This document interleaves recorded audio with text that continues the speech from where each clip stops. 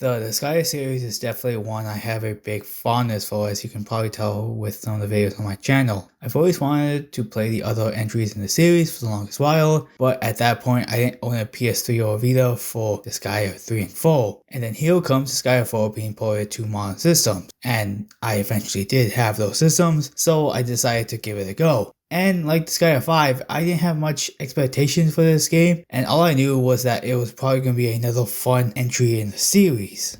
I was kind of interested to see how Axel was walking the story, since I do know that he kind of played a part in it, but I was mildly disappointed. But even then, I really liked his stuff in Disgaea 2, so really I didn't really mind as much, just because here he just was in a comedic role. But enough of that, and let's get into the topic of the video. And when I'm talking about Disgaea 4, I will be referring Complete Plus, since that's the version I played, and any changes that was made in this game I will bring up if that's the case, but overall it should apply to basically any version of Disgaea 4, whether that be the PS3 version, the Vita version, Switch, PS4, PC, whatever. But now let's get into the actual video, and one of the things that I love definitely has to be the graphics. To me, it's probably one of the best looking games in the series, and I feel a big part of that is just because, again, it's in HD. But I still do think that the series always had good looking sprites, but here it's definitely some of the best looking ones throughout the entire series. And of course, if you do get this for PC, it can look a lot better if you have the specs for it, but regardless of the system you do get it for, it will look amazing. The gameplay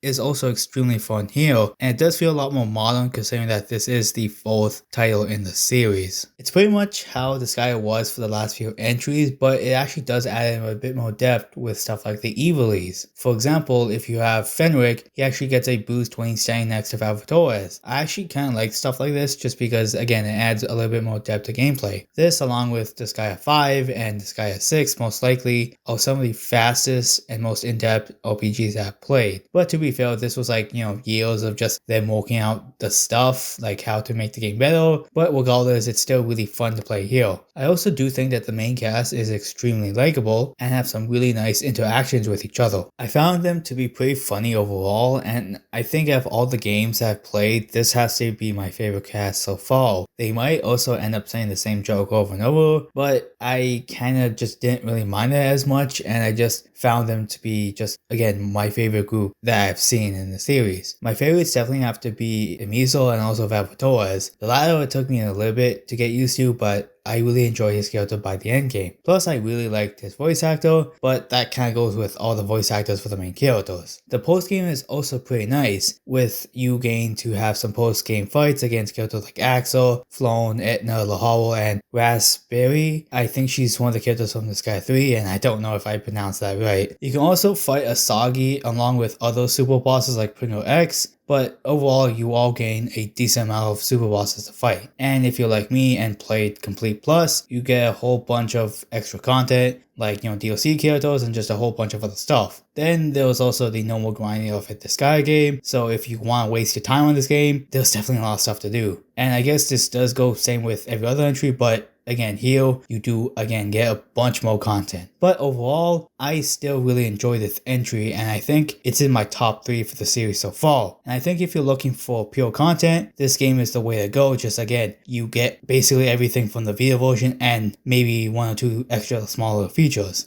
And now I think it's a good time to actually just get into what I disliked.